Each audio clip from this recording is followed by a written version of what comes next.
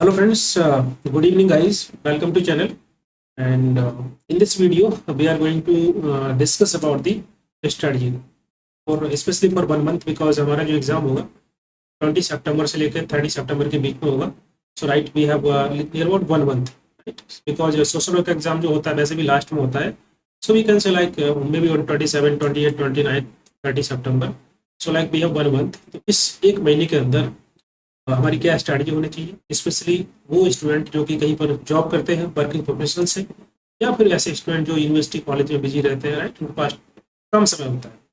तो ये वीडियो उन सभी के लिए है और सभी वीडियो देख सकते हैं चाहे वो फुल टाइम प्रिपरेशन कर रहे हैं, क्योंकि स्ट्रैटेजी एक ही जैसी होगी, बट आपके पास समय ज़्यादा है तो आप टाइम ज़्यादा दे सकते हैं. और जिनके पास टाइम कम है उनके लिए मैं स्ट्रैटेजी बता दूंगा कि आप कैसे, आपको कितना पढ़ना है, क्या क्या पढ़ना है, क्या क्या इंपॉर्टेंट है, कितने घंटे पढ़ना है, कैसे आप टाइम निकाल सकते हैं, मैनेज कर सकते हैं. Okay, so all these things we will discuss in this video. So it's a kind of a strategy for 1 month. Okay, so let's start. Before beginning, this is all about me. Okay, जो भी इस video को पहली बार देख रहे हैं या जो लोग तैयारी स्टार्ट करना चाहते हैं, ओके, तो मैं सोशल वर्क पढ़ाता हूँ. This is all about me और ये मेरा नंबर है. अगर आपको कोर्सेज को ज्वाइन करना है तो आप इस नंबर पर कॉल कर सकते हैं, यहाँ पर टेक्स्ट कर सकते हैं. And this is the email ID. You can also tag email for any query और any regarding the social work. और यहाँ पर साइड में आपको एक बार कोड दिख रहा होगा, तो इसको स्कैन करके आप टेलीग्राम चैनल को ज्वाइन करिए. Social work portal e portal होगा, वैसे ही आप सर्च कर सकते हैं और इसका जो लिंक है आपको नीचे वीडियो में मिल जाएगा डिस्क्रिप्शन बॉक्स में. तो वहाँ से इस टेलीग्राम चैनल को भी ज्वाइन कर सकते हैं. And now let's start. Okay, these are the foundation course. जो भी ज्वाइन करना चाहते हैं आने वाले टाइम के लिए, जो भी स्टूडेंट पहली बार जो क्लासेस ज्वाइन करेंगे या फिर नए फ्रेशर हैं अभी स्टार्ट करना चाहते हैं तैयारी, इस कोर्स को ज्वाइन कर सकते हैं. इसके रिगार्डिंग मेरे नंबर पे आप कॉल करिए. All the information I will share. And please do like, share and subscribe. Okay, तो एक एक करके समझते हैं. कुछ इंपॉर्टेंट पॉइंट जो मैंने ऑलरेडी लिख लिए हैं, तो इसको एक एक करके बताते हैं. कुछ इंपॉर्टेंट पॉइंट आपको याद रखना है.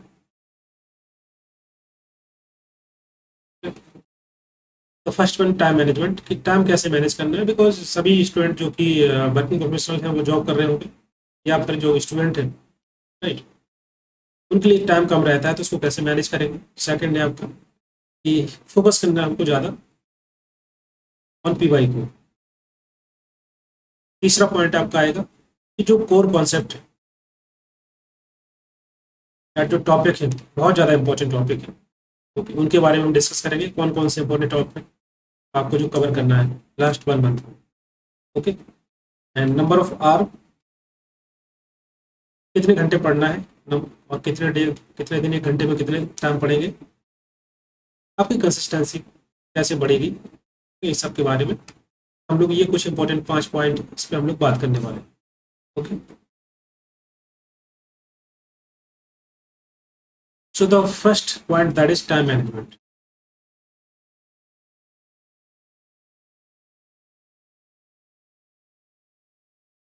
टाइम को कैसे मैनेज करना है. देखिए, जो जॉब करते हैं, कहीं पर वर्किंग प्रोफेशनल्स होते हैं, तो उनके पास टाइम कम होता है. क्योंकि मैंने जब एग्ज़ाम दिया था तो उस टाइम पर मैं भी जॉब करता था, तो आई कैन अंडरस्टैंड कि कितना कम समय होता है. लेकिन अगर हमको एग्ज़ाम निकालना है तो हम लोगों को थोड़ा टाइम एक्स्ट्रा निकालना पड़ेगा, राइट.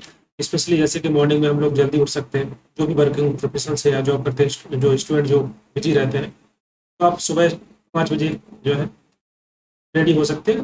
2-3 घंटे पढ़ सकते हैं, 5 से लेके 8 तक, 8 AM तक, 5 AM से.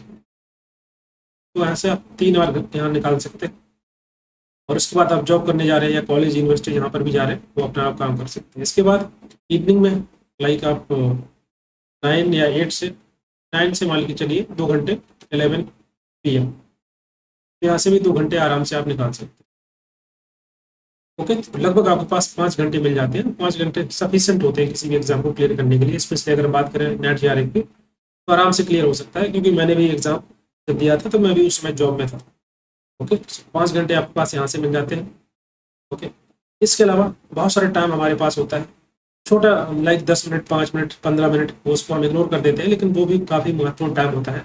उसका भी हम अच्छे तरीके से मैनेज कर सकते हैं. जैसे फॉर एग्जाम्पल जब कहीं जॉब करने जाते हैं, तो आपके पास 10-15 मिनट होता है, आप ऑटो में होते हैं या फिर मान लीजिए आप बस से जा रहे हैं, तो मेट्रो से जा रहे हैं, तो आपके पास 10-15-20 मिनट रहता है.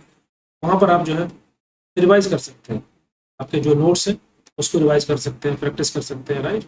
इसके अलावा या फिर आप मान लीजिए कि आपने कहीं से आप तैयारी कर रहे हैं, कोचिंग कर रहे हैं, तो वहाँ का जो मॉक टेस्ट होगा उसको अटेम्प्ट कर सकते हैं मोबाइल में, एप्लीकेशन के अंदर, राइट। तो ये आपके पास जो 10-15 मिनट होते हैं मेट्रो, ट्रेन, ऑटो में, या फिर मान लीजिए कहीं रेस्टोरेंट में बैठे आप चाय पी रहे हैं, या जो 1 घंटा लंच का होता है वर्किंग आवर में, राइट, 1-1.5 घंटे होते हैं आपके पास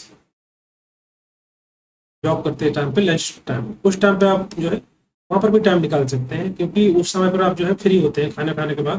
तो आप थोड़ा सा अगर टाइम एक्स्ट्रा देंगे अपने लिए, ओके, बातें करने के अलावा, अगर आप बातें ज़्यादा ना करके, दोस्तों से ज़्यादा कहीं गैदरिंग ना करके, आप जा करके थोड़ा बैठ करके शांति से अगर वहाँ पर प्रैक्टिस कर सकते हैं, थोड़ा सा रिवाइज कर सकते हैं अपने कंसेप्ट को जो आपने नोट्स बनाए हुए हैं, तो वहाँ से आसानी से आप आध घंटे जो है पढ़ाई कर सकते हैं। 30 मिनट आप you can easily take out from that time.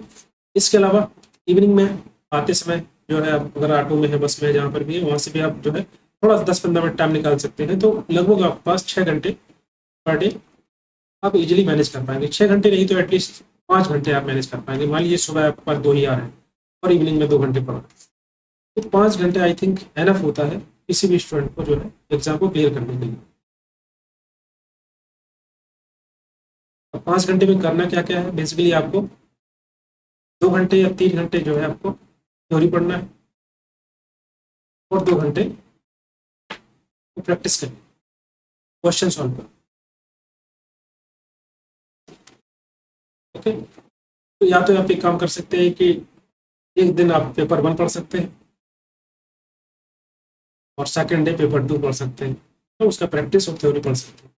इससे क्या होगा कि डेली जो है आपको बहुत ज़्यादा एक दोनों पेपर को नहीं पढ़ना पड़ेगा। तो पेपर 1 पढ़ लीजिए एक दिन, दूसरे दिन आपका पेपर 2 हो जाएगा, और पेपर 1 में आपका theory plus question practice, second day में आपका पेपर 2 में थ्योरी एंड क्वेश्चन प्रैक्टिस। क्योंकि दोनों ही जो पेपर है बहुत ही इंपॉर्टेंट है, ऐसा नहीं कि आप किसी एक को छोड़ सकते हैं। पेपर 1 से बहुत सारे अच्छे मार्क्स आ जाते हैं अगर आप अच्छे से तैयारी करेंगे, और पेपर 2 से भी आप अच्छा स्कोर कर सकते हैं। क्वेश्चन बहुत टफ नहीं आते हैं, अगर आपके कंसेप्ट क्लियर है तो आसानी से आप जो है मार्क कर सकते हैं और नंबर पा सकते हैं इसमें। क्योंकि इसमें मैथ्स नहीं रहता है, रीजनिंग नहीं रहती है, तो अगर आपको आता है ना तो आप जल्दी टिक करके टाइम बचा सकते हैं और टाइम को पेपर 1 में यूज कर सकते हैं। तो दिस इज द स्टार्ट ये, ओके। तो यहाँ से आप जो है इतना टाइम निकाल कर आराम से पढ़ सकते हैं। अब दूसरा पॉइंट है यहाँ पर है कॉन्सेप्ट, ओके। हमको फोकस करना होगा कॉन्सेप्ट पर,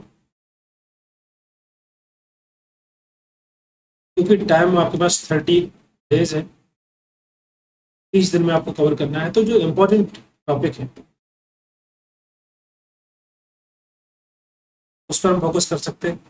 जैसे फॉर एग्जांपल सोशल वर्क के जो प्रैक्टिस मेथड है, मॉडल है, 6 मॉडल मेथड है, ओके। 6 मेथड में 3 प्राइमरी मेथड है और 3 सेकेंडरी मेथड। तीनों के या जो 6 मेथड है इनके सभी के आपको प्रिंसिपल याद कर लेना है, कौन कौन से। जैसे सोशल वर्क के क्या क्या प्रिंसिपल्स हैं, सोशल ग्रुप वर्क के क्या प्रिंसिपल हैं, कम्युनिटी ऑर्गेनाइजेशन के क्या क्या प्रिंसिपल हैं, सोशल एक्शन के क्या प्रिंसिपल हैं। क्योंकि एग्जाम में प्रिंसिपल बहुत ज़्यादा पूछे जाते हैं, तो you should know about the principle of all the social work practice method, okay. इसके अलावा आपके जो मॉडल होते हैं, जो अप्रोचेज यूज की जाती है डिफरेंट सोशल वर्क प्रैक्टिस में, जैसे कि सोशल केस वर्क में कौन से मॉडल यूज करते हैं, सोशल ग्रुप वर्क में कौन से मॉडल यूज करते हैं, तो इस सभी के सभी मॉडल, अप्रोचेज, थ्योरी, तो यहाँ पे लिख देते हैं प्रिंसिपल, थ्योरी, सभी की सभी थ्योरी। स्पेशली जो यूनिट सेकंड में थ्योरी आपको पढ़ लेना अच्छे से, और हर एक यूनिट में जो भी थ्योरी है उसको आपको अच्छे से पढ़ना है, क्योंकि थ्योरी से क्वेश्चन बहुत ज़्यादा आते हैं, तो आप इसको छोड़ नहीं सकते। तो जो इंपॉर्टेंट चीज़ें हैं वो मैं आपको बता रहा हूँ, principle, theories, model, approaches, okay. इसके अलावा यूनिट 5, यूनिट 9 और यूनिट 10, इसको आपको अच्छे से पढ़ के जाना है, क्योंकि एक महीने के अंदर आप एटलीस्ट 3 यूनिट को अच्छे से पढ़ सकते हैं। यूनिट 5 तो आपको पता ही होगा, इसमें पूरा रिसर्च है, रिसर्च मेथोडोलॉजी है। तो जो आपने पेपर 1 में तैयारी किया होगा, पेपर 2 में भी आपका काम आ जाएगा। बाकी आपने मास्टर्स में भी रिसर्च मेथोडोलॉजी पढ़ी होगी, तो आप आराम से इसको रिवाइज कर सकते हैं। और यूनिट 9 और यूनिट 10 में जो इंपॉर्टेंट टॉपिक है, जैसे कि अगर बात करें, और यूनिट 8, यूनिट 8 में एटलीस्ट आप इंडियन कॉन्स्टिट्यूशन को पढ़ के जाइए, ओके। क्योंकि इंडियन कॉन्स्टिट्यूशन से ज़्यादा क्वेश्चन आते हैं आपके आर्टिकल से, लगभग 4-5 क्वेश्चन, 5-6 क्वेश्चन केवल आर्टिकल से ही आते हैं। ईपीएसपी, फंडामेंटल राइट्स, आपके फंडामेंटल ड्यूटीज हो गए हैं, प्रेम्बल से क्वेश्चन बन सकता है, शेड्यूल से क्वेश्चन बन सकता है। यहाँ से क्वेश्चन बहुत ज़्यादा बनते हैं, तो आपको एटलीस्ट इंडियन कॉन्स्टिट्यूशन वाला पार्ट को अच्छे से पढ़ लेना है। यहाँ से 5-6 क्वेश्चन बन जाते हैं, तो इस यूनिट में आपका ये बहुत ज़्यादा इंपॉर्टेंट है, एटलीस्ट इसको पढ़ के जाइए। और यूनिट 9 की अगर बात करें तो यूनिट 9 में, जैसे कि अगर मैं बात करूँ यूनिट 9 में डिसऑर्डर, जितने भी डिसऑर्डर है, चाहे वो कॉमन मेंटल डिसऑर्डर हो या सीवियर मेंटल डिसऑर्डर हो, इनको आपको अच्छे से पढ़ लेना है। इसका वीडियो मैंने बनाया था, आई थिंक यूट्यूब पे होगा, आप उसको देख सकते हैं अगर आप पेड ग्रुप के मेंबर नहीं है। इसके अलावा disability, HRM, resource management, right. इसके अलावा ISO सर्टिफिकेशन के बारे में पढ़ लेना, CSR एक्टिविटी के बारे में पढ़ लेना, और 6 सिग्मा, इनके बारे में जरूर पढ़ के जाना। ये अच्छे कंसेप्ट है, यहाँ से एग्जाम में क्वेश्चन आते ही आते हैं। ओके, अगर आप इसको समझ जाएंगे आराम से तो इजीली आंसर लगा सकते हैं, इसमें ज़्यादा रटने की जरूरत नहीं होती है। इसके अलावा यूनिट 10 की अगर बात करें तो यूनिट 10 में क्या क्या इंपॉर्टेंट है आपका, सोशल डिफेंस, इसको पढ़ के जाना है आपको। जैसे क्रिमिनल डिफेंस होता है, इसी प्रकार से सोशल डिफेंस है, उसको पढ़ के जाना है। और क्रिमिनल जस्टिस सिस्टम बहुत ही इंपॉर्टेंट है, यहाँ से क्वेश्चन बन सकते हैं कि पेरोल क्या होता है, राइट। ये सभी चीज़ें आपको आनी चाहिए। इसके अलावा इसमें फैमिली डायनेमिक्स के बारे में पढ़ना है, उसकी कौन कौन सी थ्योरी है, जो मॉडल है, उसको आपको पढ़ के जाना है। तो यूनिट 9, यूनिट 10, यूनिट 5, यूनिट 2 में जो थ्योरी है सभी के सभी पढ़ना है। तो ये एटलीस्ट 4 यूनिट आप पढ़ सकते हैं डिटेल में अच्छे से। बाकी सभी यूनिट के जो मैंने टॉपिक बता दिए हैं उनको पढ़ लेना है, और जितने भी इंपॉर्टेंट लॉ है, स्कीम्स है, प्रोग्राम है, इन सबको आपको पढ़ना है। और जो कि मैंने ऑलरेडी आपको यूनिट 9 में मिल जाएगा, साथ में जितने भी टॉपिक मैंने बताए हैं उसमें आपको सभी के सभी मिल जाएंगे लॉ। ओके, उसके बाद हम बात करेंगे तीसरे पॉइंट, जो सबसे इंपॉर्टेंट पॉइंट है तीसरा, वो है PYQ, प्रीवियस ईयर क्वेश्चन। क्योंकि हम लोगों के पास टाइम कम है, 30 दिन है, तो हम लोग एटलीस्ट 3 सालों के, 3 ईयर से लेकर 5 ईयर तक के क्वेश्चन ही सॉल्व करेंगे, ज़्यादा नहीं करना है। क्योंकि देखिए जो पुरानी क्वेश्चन है, पुरानी क्वेश्चन जो अभी नए पैटर्न आया हुआ है उसमें वो क्वेश्चन दिखे जाते हैं, उनका कंसेप्ट सेम कंसेप्ट रहता है, क्वेश्चन अब रिपीट ज़्यादा होते नहीं है। तो ऐसा नहीं कि आप पिछले 10 सालों के पेपर लगाएंगे तो आप क्वेश्चन पूरे आ जाएंगे एग्जाम में, ऐसा नहीं होता है।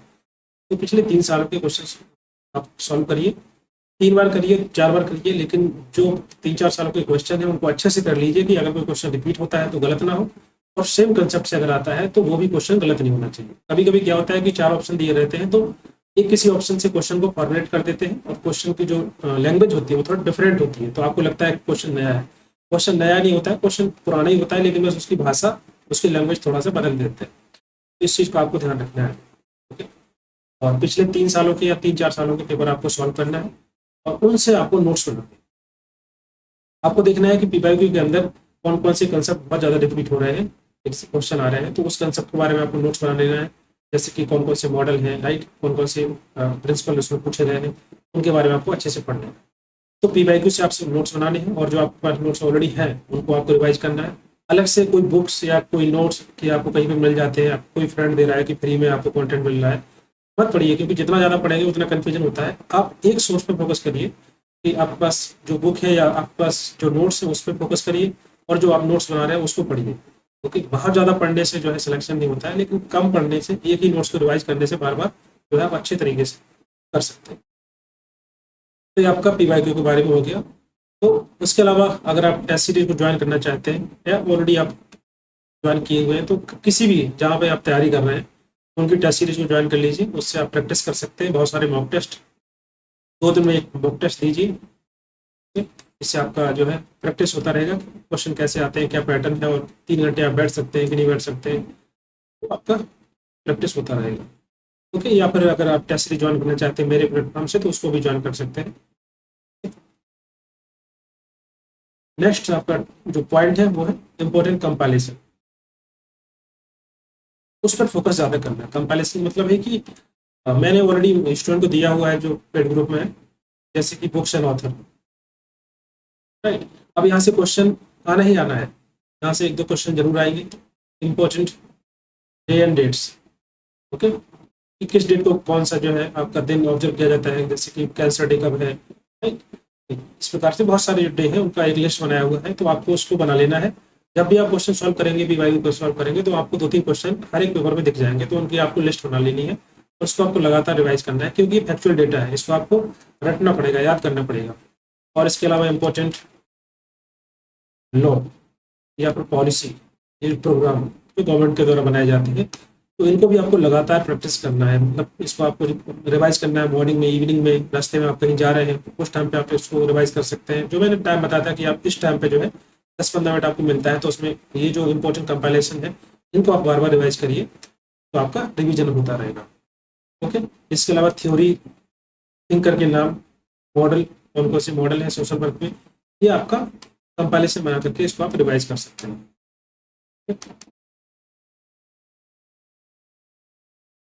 और लास्ट पॉइंट इसमें मैं बात करूंगा, फिफ्थ पॉइंट की, कि आपके पास 30 डे है, तो आप एक जो डायरी होती है, डायरी बनाइए डेली, ये डे 1 डे 2 3 करके आप ऐसे करके लिखिए कि डे 1 में आपने कितना पढ़ा, ओके, आपको कितना पढ़ना था, आपने क्या टारगेट बनाया था, कितना छूट गया है, ओके। ऐसे करके आप करेंगे तो आपकी जो कंसिस्टेंसी बनी रहेगी, क्योंकि आप मान लीजिए 5 दिन आपने लगातार पढ़ा, अब शुरुआत में मन लगता है पढ़ने, मोटिवेशन रहता है, तो 2-4 दिन आप अच्छे से पढ़ेंगे, तो आपने जो लिख रखा होगा डायरी के अंदर, उससे आपको पता चलता रहेगा कि आपने कितना पढ़ लिया है, आपको कितना पढ़ना है। क्योंकि अगर हमारे पास कुछ ट्रैक नहीं होता है, रिकॉर्ड नहीं होता है, तो राइट मोटिवेशन उतना नहीं मिलता है कि हमने कुछ पढ़ा है, कितना पढ़ा नहीं पता होता है। तो अगर आप उसको मेंटेन करेंगे, लिखेंगे डायरी के अंदर, तो आपको पता रहेगा कि आपने यूनिट 1 को इतना पढ़ लिया, यूनिट 2 का ये कवर कर लिया, आपने इतने पीवाई को सॉल्व कर लिए। ट्रैक करना जरूरी होता है। तैयारी अब कर रहे होते हैं तो हमको पता होना चाहिए कि हम कहाँ तक पहुँच गए हैं, कितना हमने पढ़ लिया, कितना हमारा बचा हुआ है, कौन कौन से टॉपिक पढ़ने हैं, कहाँ पर हमको डाउट है, उस सभी चीज़ों को आपको लिखना जरूरी होता है। तो लिखिए, उसको एक डायरी बनाइए, डे 1 डे 2 डे 3 ऐसे करके लिखिए, फिर आप डालिए आफ्टर 7 डेज, एक वीक में आपने कितना पढ़ा और आने वाले 2 वीक में आपको कितना पढ़ना है। ओके, 10 मिनट लगेगा, 5 मिनट लगेगा, आप आराम से इसको कर सकते हैं। इससे आपको खुद मोटिवेशन मिलेगा, आपको पता लगेगा कि आपने 10 दिनों में बहुत अच्छा पढ़ाई की है, आप और नेक्स्ट आने वाले मतलब 2 वीक में और अच्छे से पढ़ पाएंगे, क्योंकि आपके पास एक मंथ है, तो आपको लगातार पढ़ना है, कंसिस्टेंसी बना के रखनी है, क्योंकि मोटिवेशन आपको बनाए रखना है, ताकि एक मंथ में आप आराम से तैयारी कर पाएँ और एग्जाम को क्लियर कर पाएँ। तो ये कुछ आपके पॉइंट थे जो कि मैंने यहाँ पे डिस्कस किए हैं। So all the very best. और जो भी कोर्स से जुड़े हुए हैं तो वो तो उनको मैं लगातार बताता जाता हूँ। बाकी सभी लोग जो भी कोर्स से जुड़े हैं, नहीं जुड़े हैं, आप इसको फॉलो करिए। और जो स्टूडेंट जिनके पास पूरा टाइम है, मतलब वो तैयारी कर रहे हैं, फुल टाइम प्रिपरेशन कर रहे हैं, तो उनके लिए टाइम का कोई बाउंडेशन नहीं है। और बहुत सारे स्टूडेंट पूछते हैं कि सर कितना पढ़ना चाहिए, कितने घंटे पढ़ना चाहिए। देखिए, आपके पास एक महीना है, पूरा टाइम आपको पढ़ना है। इसमें ऐसा कुछ नहीं कि आपको 5 घंटे, 6 घंटे, 8 घंटे, जितना आपके पास समय है, जितना हो सकता है उतना समय दीजिए एग्जाम को। क्योंकि लास्ट टाइम में जो हम प्रिपरेशन करते हैं, ठीक, उसी से हमारा सिलेक्शन होता है। पिछले एक साल में आपने क्या पढ़ा वो इम्पोर्टेंट कम है, लेकिन आपने एक महीने में कितना आपने रिवाइज कर लिया जो पढ़ा हुआ था पहले, या आपने एक महीने में, 2 महीने में कितना पढ़ा, वो ज़्यादा इम्पोर्टेंट है। उसी से आपका एग्जाम क्लियर होगा। Okay, so all the very best. और अगर आपको ये वीडियो अच्छा लगा तो आप you can share with your friends जो भी तैयारी कर रहे हैं। And also please do like, share and subscribe this video. Thank you so much.